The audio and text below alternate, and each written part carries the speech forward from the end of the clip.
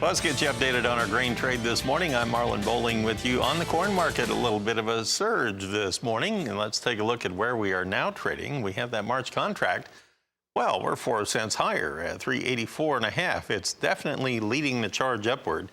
The nearby contracts are. The far out deferred's not showing a lot of life. We have December, the new crop month, just up 1 tick, 1/4 cent higher at 395.5. Now, we had some overnight export sales to help support the corn this morning, and it was 124,355 tons of corn. It was sold to Mexico. So once again, that's just about every day we've had corn sales now over the past week here. Okay, now on the soybean trade, everything's kind of quiet this morning. Currently on the March contract, we are showing a loss of about 4 cents at 893.25. Now, we had some double-digit losses to start out the day yesterday, but then it came and closed closer to the highs of the day, a little lower today. On the wheat market in Chicago, we now have that March contract trading 3 lower. We're at 569.25. In the Kansas City market early in the trading day here, we have a loss of about 5.5 cents. We're at 481. On the Minneapolis wheat on the March contract, we're currently trading about 3.5 lower at 544.75. Let's find out what's going on in the Mid-Atlantic region and bring in Ben Hushon. He's with the mill in Whitehall, Maryland. He joins us right now. So Ben, this time of year, is there anything producers can be doing outside, or is it mainly bookwork right now? Good morning, Marlin. It has been a very interesting winter for us. We was talking to some of my team. I'm not sure the last time we were taking soil samples the last week of January, but Marlin, we continue to have no frost in the ground. We've had a couple cold mornings, and then they're typically followed up with, a few days later, 50-degree weather. So we're back to running above normal temperatures, and a sign of the type of fall it's been. The lime quarry, first time I think I can remember this in years, reached out and said, oh, by the way, the sales have been so high, we are out of high calcium lime, and it's going to be a while till we catch back up. So even though it's not frozen ground, we haven't had a whole lot of rain. We've had enough, but anything they need to get done, the lime work is definitely being caught up on in the fields, for sure. You know, you bring up a good point. With the technology the way it is these days, what kind of turnaround time are you looking at when you take soil samples until you get the results back?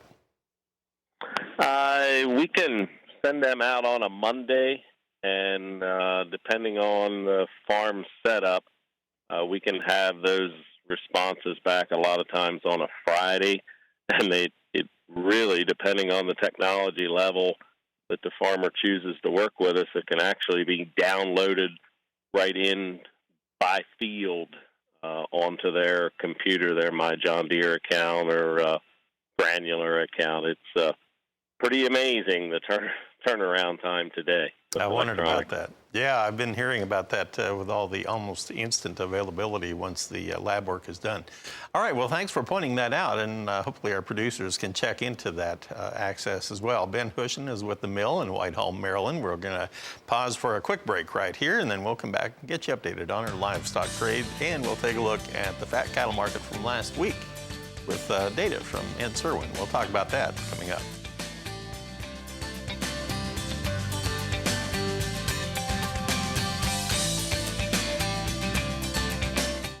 As promised, let's take a look at our live cattle trade, shall we? We'll see how we're trading in Chicago on the futures board. And currently we're trading the nearby February contract a little bit higher at 13 cents of a gain. We are posted at 122.38 right now. And we're just actually turning this board mixed. Now, we had a higher trade earlier, if you recall, on the open. But April is sagging a little bit. We're now down 27 cents. And we're trading at 121.03. Meanwhile, June was unchanged. Now it's down 3 cents. We're at 113 even per hundredweight. And they kind of flip-flop around from higher to lower and a narrowly mixed trade right now. Now, if we go on to our feeder cattle market, let's take a look over there. We have the January up 3 cents. Most activity, though, is going to be in March and beyond. And we have the March contract now trading at 135.63 per hundredweight. That would be up 45 cents. Remember, all these livestock trades today are going to be in expanded limit mode because we had several contracts yesterday that closed limit down. We have the April feeders now trading 43, make it 45 higher now at 138.45 on the last trade. Now let's switch over and take a look at our lean hog market. And currently on the lean hogs, we are higher across the board. We have the February contract 75 cents higher now, and we're trading at 66.70. Meanwhile, we have the April contract up $1.55 at $72 even, pretty close to the high of the opening range here today. Pretty good strength in some of these contracts on the lean hogs. We have currently the April and the June contracts at least $1 higher. But all the contracts are at least 70 cents to the plus side today as they attempt, anyway, to make a rebound from that sharply lower trade yesterday.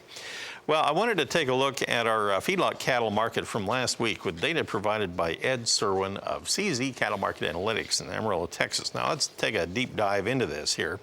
So last week, the feeder cattle market for the week ending January 25th were said to be mostly steady, but they did firm up a little on the live prices, and the cash sales volume was said to be higher again than the week before. Nationally reported forward contracted cattle harvest was about 46,000 head during the week. Packers have 195,000 head for January, and the national cash sales over the week included 29,106 head of 15 to 30-day delivery. 21,000 head from the previous week, so Packers have 50,000 head available very soon. Now, the weekly weighted average cash steer price for the week ending the 25th for the 5-area region was $124.30. That was 27 cents higher, and last year, the same week, it was $123.29, which was just a little lower than that week last year. So both years continued very close lately. The weighted average cash dress steer price was $198.79. That was 25 cents lower. The 5-area weighted average formula price was $199.21. That was 37 cents lower. Meanwhile, let's take a look at the national steer carcass weights last week, and they actually declined by 8 pounds from the week before. They were quoted at 904 pounds. A year ago, they were 883, so they're still sharply higher than a year ago.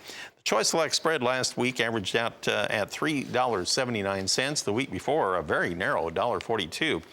And a year ago, that was $4.98 wide, so we'll keep tabs on that. Remember, the beef cutouts yesterday were both lower, Choice and Select cuts, Janet. So we'll see what they do on the midday update coming up in about an hour and a half from now. All right, sounds good. Thanks, there you Marlin. go.